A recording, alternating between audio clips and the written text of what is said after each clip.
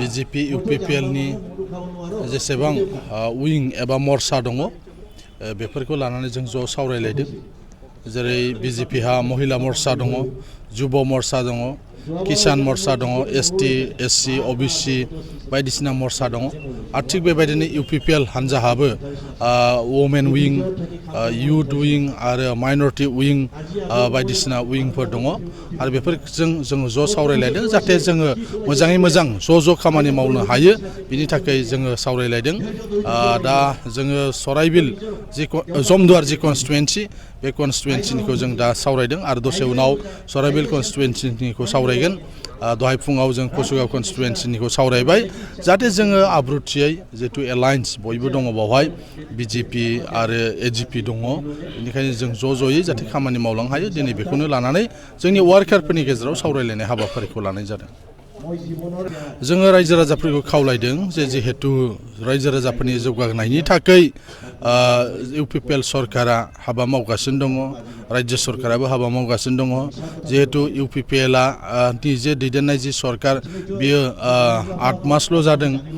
बे 8 मासाव नंगौ जों गिदिर खामानि मावनो जों हाथ'वाखै नाथाय खामानि मावनो थाखाय थांखि लानाय जादों एबा थिग खालामनाय जाबाय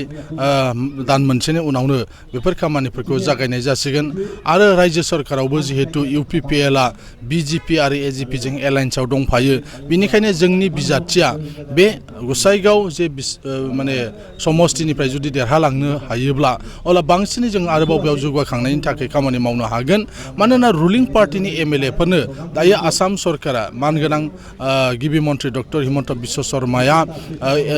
समष्टि जौगाखांनायनि थाखाय गोबां हाबाफारि जोंनो होबाय गोबां खामानि हरगासिनो दङ बे बेलायाव गसाइगाव समष्टिनिफ्रायबो जों देरहालांनो हायोबा आरोबाव बाहाय जों बांसिन खामानि मावनो हागोन बिनिखायनो जों रायजो राजाफोरखौ खावलायदों जे रुलिं पार्टिजों थानांगौ काउन्सिलावबो जोंनि सरकार आरो स्टेटआवबो जोंनि सरकार बिनिखायनो रायजो राजाफ्रा खुनु गोनो गोथो गैयाजासे बे गसाइगाव समष्टियाव जिरन बसुमतारीनो जाहाथे भट होनानै देरहासार होयो बिनि थाखाय जों खावलायदों जों जाहाथे गोबां भटआव जाहाथे देरहानो हायो बिनि थाखाय जों दा खामानि मावगासिनो दङ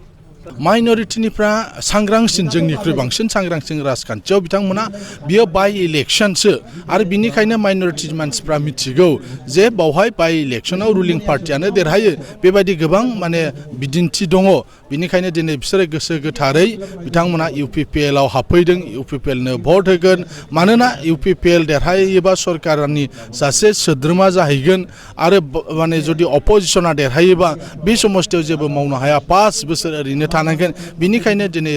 माइनरिटिनि रायजो राजाफ्रा जिहेतु बिसोर सांग्रांसिन जोंनिख्रुइ पलिटिक्सआव बिनिखायनो दिनै बिराद माइनरिटिनि मानसिफ्रा UPPL दलाव हाबफैदों BTC नि सिङाव आरो BTC नि बाहेरायावबो दा UPPL खौ बिथांमोना बजबनानै लागासिनो दङ बिथाङा मा बुंदों आङो नुवाखै एबा खोनायाखैबो नाथाय जोंनि दलावनो UPPL दलाव माइनरिटि सेलबो दंखायो माइनरिटिखौबो जोंनो नांगौ मानोना बिथांमोनाबो जोंनिनो बे जायगायाव गोबाव बोसोरनिफ्राय थांनानै रायजो जाबोनानै दङ बिथांमोननि जौगानायनि थाखायबो सरकारा खामानि मावनांगोन दा जोंनि नैबे गसाइगाव समष्टियाव माइनरिटि भटआ बुरजाब्लाबो बिथांमोननि भटआ गोबां राजखान्थि हान्जायाव गावगोन बिथांमोननि खायसेया कंग्रेसनो होगोन खायसेया AIUDIFनो होगोन सानैसो आरोबाव बाहाय इन्डिपेन्डेन्ट केन्डिडेटबो दंबावो दा बिसोरनि भटआ गावगोन नाथायब्ला